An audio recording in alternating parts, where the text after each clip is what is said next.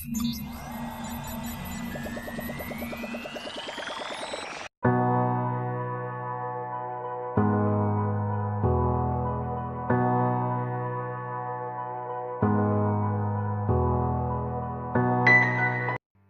warahmatullahi wabarakatuh. Kami dari kelompok 6 yang beranggotakan Muhammad Jidan. Nama saya Meti Apriliani. Nama saya Reka Anggiani. nama saya Penny Fauzia. Saya Prasti Nurul Kolbi. Saya Manasul Bila. Di sini kami akan menjelaskan mengenai PPOK atau disebut juga penyakit paru obstruktif kronik.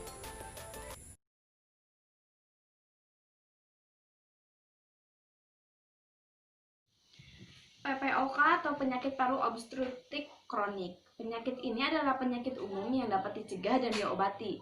Penyakit ini menghalangi aliran udara dari paru-paru karena terhalang pembengkakan dan lendir ataupun dahak sehingga penderita sulit untuk bernapas. Adapun istilah obstruktif dari definisi yang berarti penyempitan. Penyempitan di sini adalah penyempitan yang terjadi pada saluran nafas. Mengapa didefinisikan sebagai penyakit yang dapat dicegah dan diobati? Karena pada zaman dahulu penyakit ini tidak dapat diobati sama sekali. Sejak zaman sekarang, penyakit ini dapat dicegah apabila gejala masih rendah dan dapat diobati apabila gejala sudah mulai kronis. Klasifikasi dari PPOK yaitu menentukan spirometri atau tes fungsi paru yang digunakan untuk memeriksa kondisi fungsi dan saluran pernapasan dengan cara menghitung jumlah kecepatan udara yang dihirup dan dihembuskan oleh pasien akan diukur. Tetapi saat pandemi ini kita tidak bisa melakukan tes ini karena dapat menularkan wabah yang sedang beredar pada saat ini. Setelah kita menghitung spirometri, adapun istilah dari FeV1 atau FeC, yaitu nilai yang menunjukkan berapa persen kapasitas udara pada paru-paru yang kita hembus dan hirup dalam 1 detiknya. Adapun beberapa tingkat keparahan mulai dari ringan, sedang, berat, dan sangat berat. Yang selanjutnya yaitu patofisiologi dari penyakit paru obstruktif kronik dibagi menjadi 3. Yang pertama yaitu kerusakan jalan napas, yang merupakan patofisiologi utama pada PPOK, yang mengakibatkan adanya perubahan pada saluran napas bagian parenkim dan vaskulisasi paru karena adanya inflamasi yang kronik. Yang selanjutnya yaitu kerusakan parenkim paru, ditandai dengan kerusakan menyeluruh pada bagian asinus. Bagian asinus sendiri adalah bagian paru yang terletak distal dari bronchiolus terminalis. Yang terakhir yaitu kerusakan pembuluh darah pada paru. Selanjutnya adalah gejala dari penyakit paru obstruktif kronik. Di antaranya yaitu infeksi saluran pernapasan seperti flu dan pilek, batuk kronis berkepanjangan, mengi, kelelahan, demam ringan dan panas dingin, sesak napas terutama saat beraktivitas.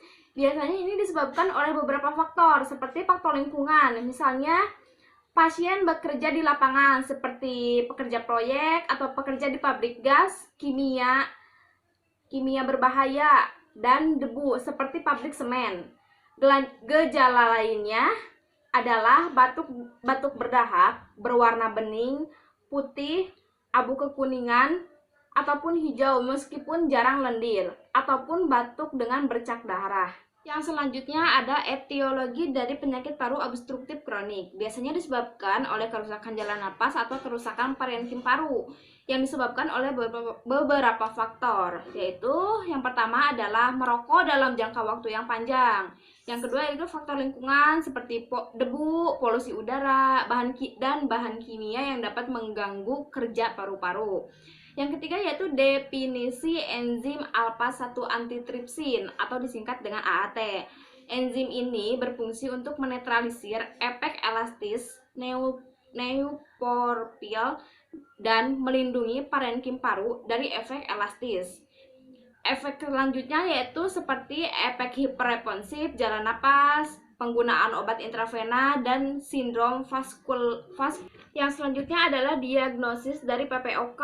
Biasanya PPOK ini sulit untuk dianalisis secara langsung, tetapi dapat dianalisis lewat beberapa tes penunjang seperti yang pertama yaitu tes fungsi paru atau spirometri. yang bertujuan untuk mengukur jumlah udara yang dihembuskan dan dihirup. Apakah paru-paru dapat memberikan udara yang cukup ke darah ataupun tidak. Tetapi sudah dijelaskan tadi, tes ini tidak dapat dilakukan saat pandemi ini. Yang kedua yaitu X-ray dada. Dalam tes ini, kita dapat mengetahui apakah adanya emfisema atau penyakit yang merusak kantong udara yang semakin lama akan semakin buruk dan semakin membesar. Emfisema ini merupakan penyebab utama dari penyakit paru obstruktif kronik. Yang ketiga yaitu ada CT scan. CT scan dapat mendeteksi emfisema juga dan keuntungan yang didapatkan melalui operasi, lalu screening terhadap kanker paru. Analisis selanjutnya yaitu analisis gas darah dan tes laboratorium.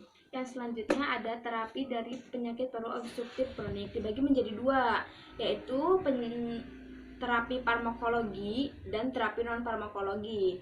Pada terapi farmakologi ini kita dapat mencegahnya dengan menggunakan golongan obat bronkodilator untuk melegakan pernapasan. Yang kedua yaitu menggunakan obat metilsantine.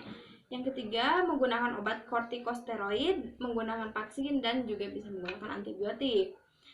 Untuk terapi non farmakologi, kita bisa melakukan rehabilitas, konseling nutrisi, edukasi, terapi oksigen, dan lain sebagainya.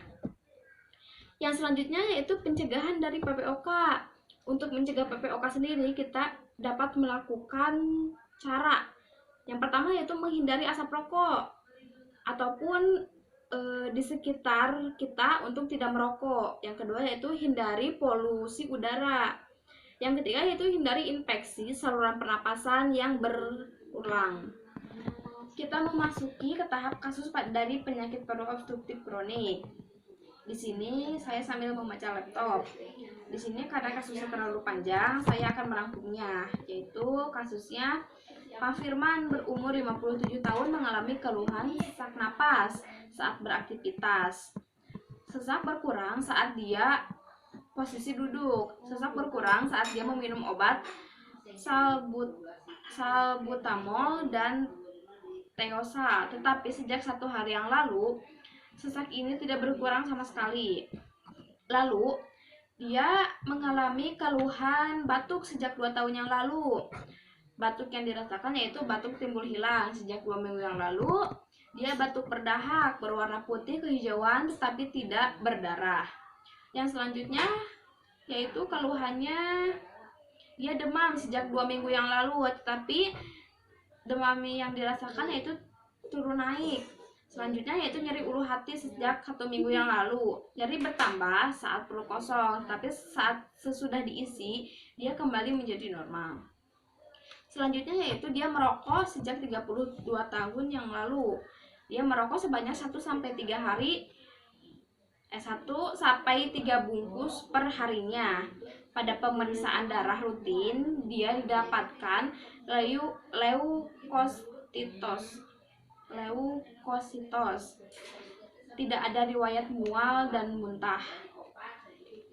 Lalu, riwayat penyakit. Tidak ada riwayat penyakit tuberkulosis paru, tidak ada hipertensi, tidak ada diabetes mellitus. Pada riwayat penyakit keluarga, tidak ada asma, tidak ada alergi obat dan makanan, tidak ada riwayat tuberkulosis paru. Yang selanjutnya yaitu riwayat dari sosial dan ekonomi.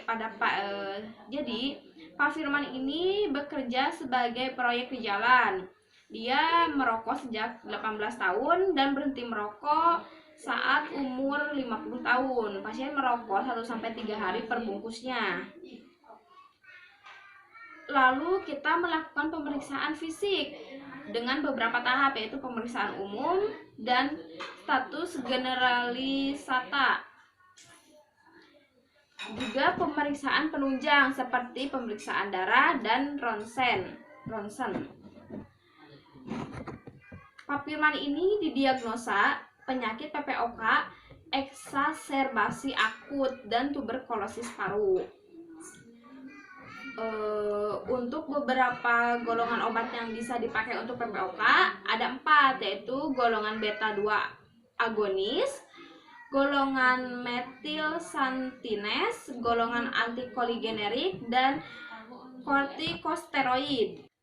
Pak Firman di terapi farmakologi menggunakan golongan obat kosteroid dengan menggunakan obat metilprednisolon. Indikasinya yaitu untuk antiinflamasi dan imunosupresan. Reaksi penolakan pada transpirasi organ dan kondisi alergi. Dosis obatnya yaitu untuk orang dewasa 10-50 mg per harinya. Pemberian obatnya dengan cara injeksi. Pada interaksi obatnya yaitu obat ini digunakan untuk meningkatkan resiko kejang jika digunakan dengan cyclosporin. Lalu meningkatkan risiko hipokalemi jika digunakan dengan amfotecisin B atau diuretik.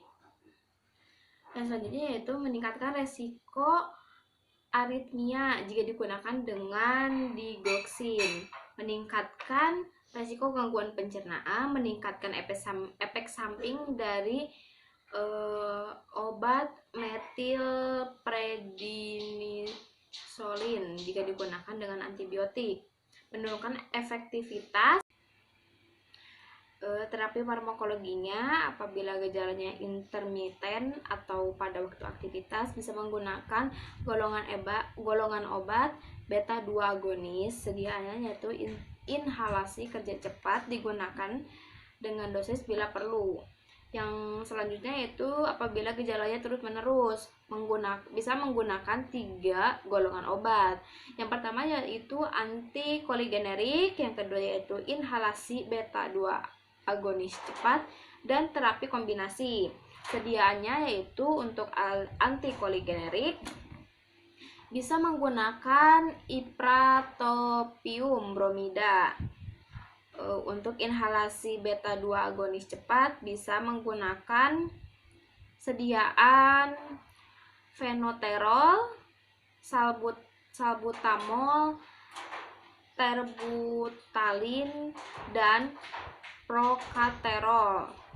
Dan untuk golongan kombinasi bisa menambahkan 2 sediaan, yaitu seperti sediaan ipromium bromida dan salbutamol. Dosisnya yaitu untuk gejala terus-menerus sama semuanya dari ketiga golongan obat, yaitu 3-4 kali sehari atau 2-3 kali disemprot. Yang selanjutnya yaitu gejala apabila pasien tetap mempunyai gejala dan atau terbatas dalam aktivitas harian meskipun tata laksana adekuat.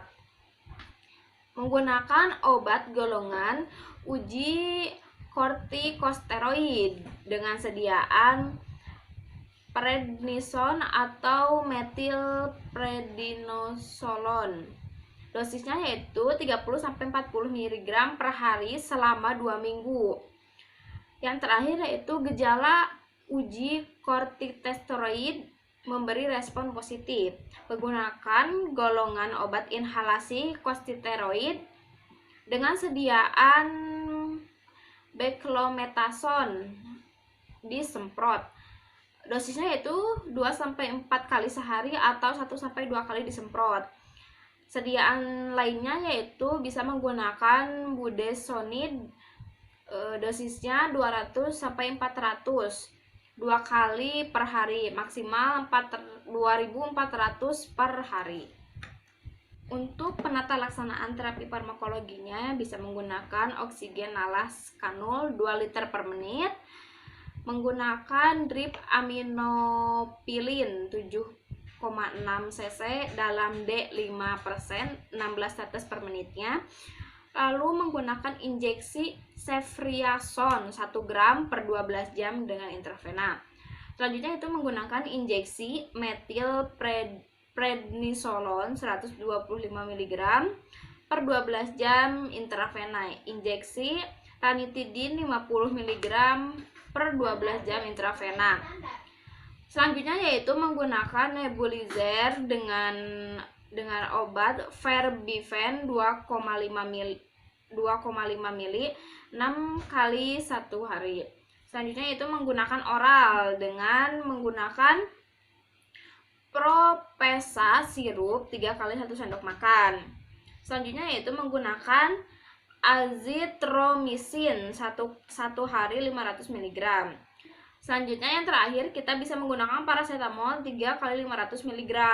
Selanjutnya kita masuk ke tahap terapi non farmakologi, bisa dengan kita mengedukasi pasien. Kita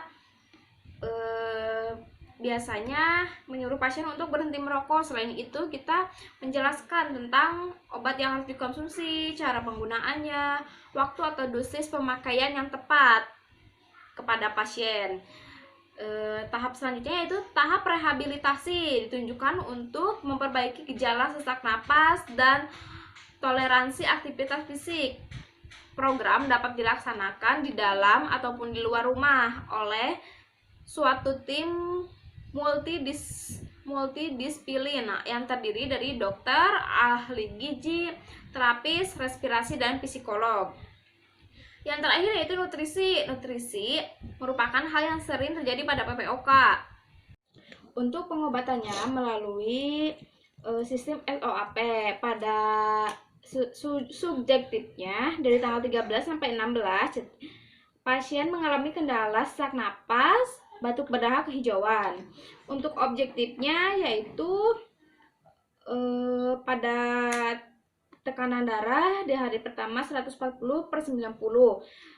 Selanjutnya di hari kedua yaitu naik menjadi 150/90. Pada hari ketiga dan keempat sama, yaitu kesehatannya kompesmetis, tekanan darahnya 140/90, nadinya 84 kali per menit, nafasnya 26 kali per menit, suhunya sekitar 36 derajat Celcius.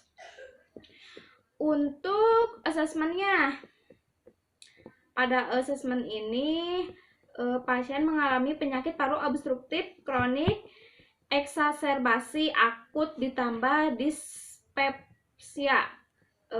Untuk asesmennya semua sama. Yang terakhir yaitu planningnya. Pada hari kedua dan ketiga, keempat ditambah azitromisin 1 kali 500 mg. Untuk planningnya disebutkan yang pertama yaitu oksigen 2 liter per menit, drip amotipilin 7,6 cc dalam 5% 16 tetes per menit. Lalu ada injeksi sentriason 1 gram per 12 jam intravena. Yang selanjutnya yaitu ada injeksi metilprednisolone 125 gram per 12 jam dengan cara intravena. Selanjutnya yaitu ada injeksi ranitidin 50 mg per 12 jam dengan cara intravena. Lalu ada nebularbifen 2,5 mili 6 kali 1 hari.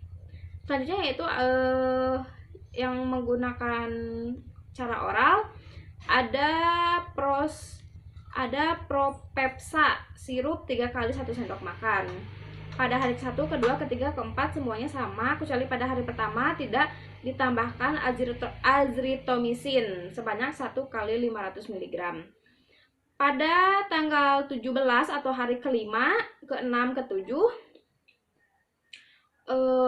subjektifnya yaitu sesak napas dan batuk berdahak. Dari hari kelima, ke-6, ke-7 semuanya sama. Lalu ada objektifnya,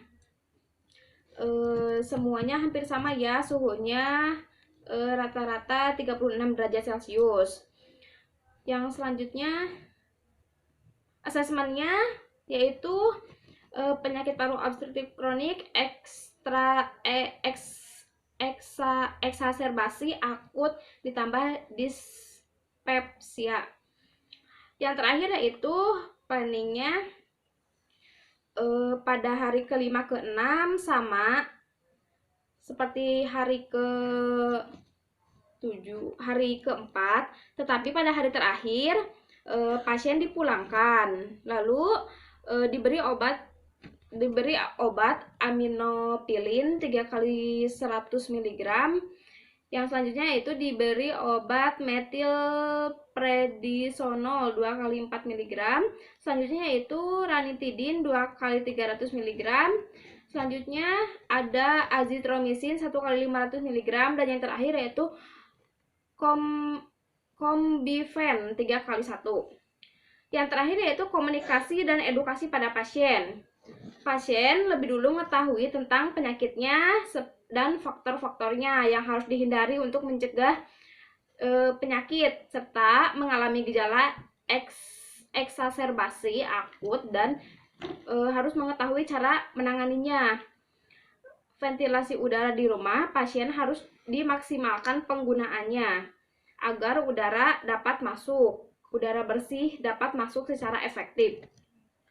Pasien sebaiknya menjaga kondisi tubuh agar tetap bugar dan jangan membiarkan diri bekerja sampai badan terlalu lelah. Lalu mengikuti pola makan yang baik dengan gizi yang seimbang sesuai dengan pola yang telah dianjurkan. Yang terakhir yaitu tetap optimis menjalani hidup dan jangan merasa terbebani oleh penyakit yang diderita saat ini.